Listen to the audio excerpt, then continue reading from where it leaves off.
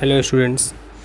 देखिए, आप लोगों के बहुत कहने पे मैं आप लोग कई बच्चे कह रहे थे सर गेस्ट पेपर कुछ दीजिए। तो आज मैं बीएससी थर्ड ईयर का गेस्ट पेपर तो मैं नहीं कहूँगा, ठीक है, बट इम्पोर्टेंट क्वेश्चन का कलेक्शन, ऐसे क्वेश्चन जो हम लोगों को अपने एग्जामिनेशन के पॉइंट ऑफ व्यू से ज़रूर पढ़ना चाहिए, उन्हें हम छोड़ नहीं सकते। ऐसे क्वेश्चन का कलेक्शन मैं आप लोगों के सामने लाया हूँ। स्टूडेंट्स, एक बात ध्यान रखिएगा कि कम से कम ऐसे क्वेश्चंस जो मैं भी आपको प्रोवाइड करूँगा या ज़रूर पढ़ के जाएंगे, ठीक है। इसके बाद आप जितना पढ़ सकें पढ़िए, बट मिनिमम क्वेश्चंस आपको पढ़ के जाना ही होगा एग्ज़ाम में, ठीक है। और ऐसा अगर आप करेंगे तो फिर आई होप आपको एग्ज़ाम में अच्छे मार्क्स आने से कोई नहीं रोक सकता। तो आज मैं आप लोगों के सामने जो है real analysis, BSc third year का रियल एनालिसिस का इम्पोर्टेंट क्वेश्चन का कलेक्शन, मैं गेस्ट पेपर नहीं बोलूँगा, मैं बोलूँगा इम्पोर्टेंट क्वेश्चन का कलेक्शन मैं आप लोगों के सामने लेकर आया हूँ। और मैं उन क्वेश्चन को एक बार आपके सामने डिस्कस कर देता हूँ। डिस्कस मतलब कि क्वेश्चंस क्या क्या हैं, मैं उनको एक बार पढ़ देता हूँ आपके सामने और समझा देता हूँ कि उस क्वेश्चन में क्या क्या आपको पढ़कर जाना है। कुल 28 क्वेश्चन आपके सामने मैंने रखा हुआ है ना। देखिए, सबसे पहले तो आपका पहला question, the set Q are rational number, मतलब set Q of rational number, of मैं लिख देता हूँ यहाँ पे, the set Q of rational number is not order complete, ठीक है।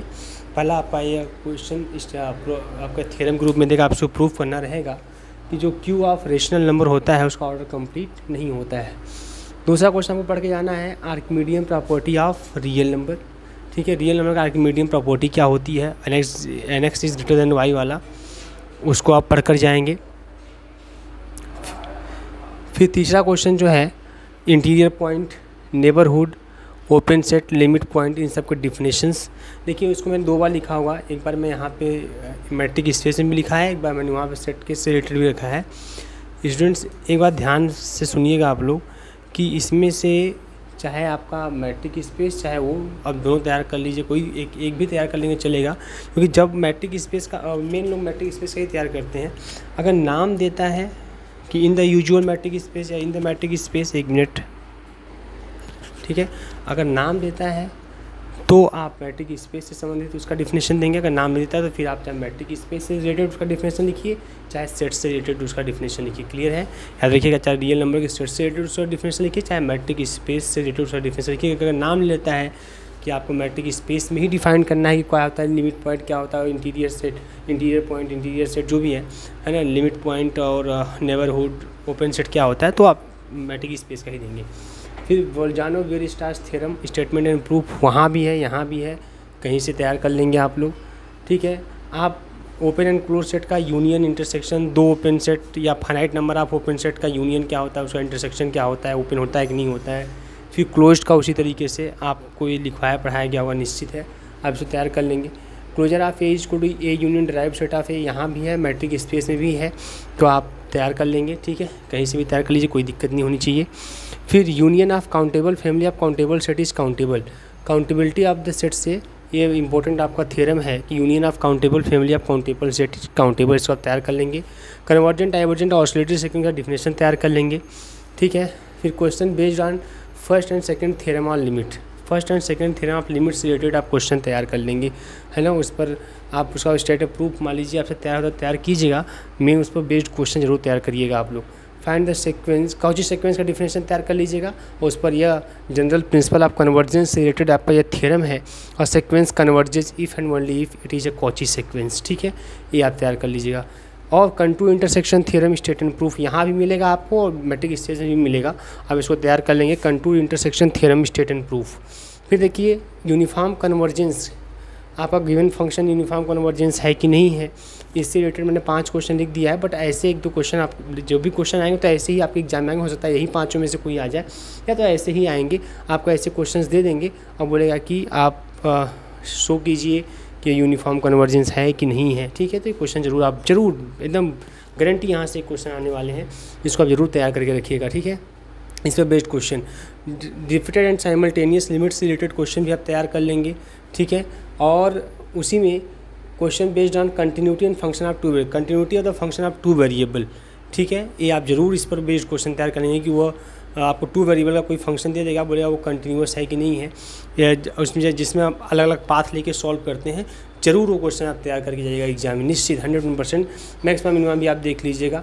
Definition related to Riemann integration, Riemann integration से रिलेटेड डिफिनेशन भी देख लीजिए, जैसे पार्टीशन क्या होता है, लोअर रीमान सम क्या होता है, अपर रीमान सम क्या होता है, रीमान सम क्या होता है ना, रीमान इंटीग्रेबल फंक्शन क्या होता है। तो ये सब जो डिफिनेशंस हैं इनको आप जरूर तैयार करके जाइएगा एग्जाम में, ठीक है, क्योंकि आपके जो क्वेश्चंस आने वाले हैं आपको पता होगा शॉर्ट लॉन्ग सब फॉर्मेट, ठीक है। तो मैं उन सबको लेके सबको दिमाग में रख के आपके सामने मैं ला रहा हूँ क्वेश्चन, क्योंकि फिर देखिए यहाँ पे constant continuous monotonic function is R integrable. आपके आर इंटीग्रेबल से आपको मैंने आपको पढ़ाया भी है रीमान इंटीग्रेशन, मेरे यूट्यूब दर्स advance mathematics lecture by Vivek sir, ये मेरा यूट्यूब चैनल है, इस पर आपको रीमान इंटीग्रेशन का लेक्चर 5 है वो मिल जाएगा। उन 5 को पढ़ लीजिए, ठीक है।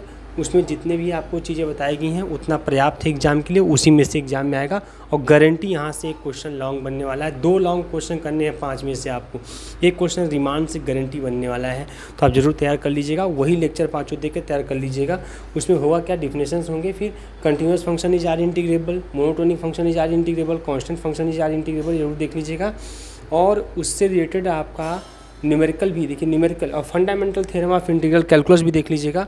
और न्यूमेरिकल मतलब ऐसे क्वेश्चन दिया जाता है, बोला जाता है कि भाई आप शो कीजिए कि आर इंटीग्रेबल है कि नहीं है, आर इंटीग्रेबल है या नहीं है, जो चीज़ें हैं तो हम लोग लोअर रीमान इंटीग्रल अपर रीमान इंटीग्रल सब निकाल के दिखाते हैं। तो मैंने क्वेश्चन हर तरह का कराया भी है, तो आप वही 5 लेक्चर यूट्यूब चैनल से मेरे देख लीजिएगा। जो लोग पढ़े हैं वो तो पढ़ेंगे, अपने नोट्स से देख लेंगे, ठीक है, वही सब क्वेश्चन देख लीजिएगा। तो ये रिमांड से क्वेश्चन ऐसे निश्चित बनेंगे, ये जरूर तैयार कर लीजिएगा आप लोग। आगे देखिए, convergence of improper integral, convergence में ऑफ इम्प्रॉपर इंटीग्रल मैंने first kind second kind stated, मैंने आपको उसका भी लेक्चर मेरे यूट्यूब चैनल पे आपको मिल जाएगा, उसको आप देख लीजिएगा। और उसके साथ साथ ये 3 कुछ इंपॉर्टेंट हैं, इंपॉर्टेंट मतलब कुछ स्पेशल हैं, इनको आप देखना जरूर भूलिएगा मत, क्योंकि ये 3 क्वेश्चंस जो हैं बड़े इंपॉर्टेंट टाइप में है। अगर आप इसको प्रैक्टिस करके एग्जाम में जाएंगे तो फंस जाएंगे। और सभी क्वेश्चंस आप मैंने जो करवाया है बस खाली उसको प्रैक्टिस कर डालिए। यूट्यूब चैनल पे मेरे जो लेक्चर पढ़ा हुआ है इम्प्रॉपर का, उसको खाली प्रैक्टिस कर डालिए, काम हो जाएगा आपका।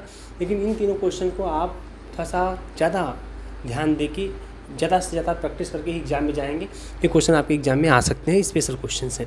फिर definition of matric space, pseudo matric space, in limit point, dinner point, neighbourhood, सब डिफिनेशन तैयार कर लीजिएगा। और ऐसे मैट्रिक स्पेस में सर आपको कराए होंगे ऐसे मैं 2 क्वेश्चन ऐसे मैंने एग्जाम्पल ग्रुप में रखा हुआ है, मैं नहीं कहता यही आएगा, बट ऐसे क्वेश्चन सर आपको कराए होंगे जिसमें आपको शो करना होता है कि मैट्रिक स्पेस है कि नहीं है, ठीक है। ये सब इंड्यूज मैट्रिक स्पेस है कि नहीं है, तो ये चीज़, तो इसी को आप लोग मैट्रिक स्पेस की ज़्यादा प्रॉपर्टी जो होल्ड करवाते हैं ऐसे क्वेश्चंस, इनको आप करके जाएंगे, ठीक है। Open sphere is an open set, बहुत इंपॉर्टेंट थ्योरम है आपका, open sphere is an open set तैयार करके जाएंगे आप। इंटरसेक्शन वही सेम यहाँ पे भी है, मैट्रिक स्पेस में यूनियन एंड इंटरसेक्शन का ओपन सेट और क्लोज सेट का, नेबरहुड का यूनियन, नेबरहुड का इंटरसेक्शन होता है कि नहीं, नेबर और उसी तरह से आपका ओपन सेट और क्लोज सेट का यूनियन इंटरसेक्शन होता है कि नहीं होता है, ओपन सेट क्लोज सेट, यहाँ तैयार करके जाएंगे स्टूडेंट्स। फिर वही closure of A unit direct of A हो गया, ये भी थ्योरम आप पढ़ लेंगे। क्वेश्चन नंबर 26 और 27 ये भी आपका थ्योरम है।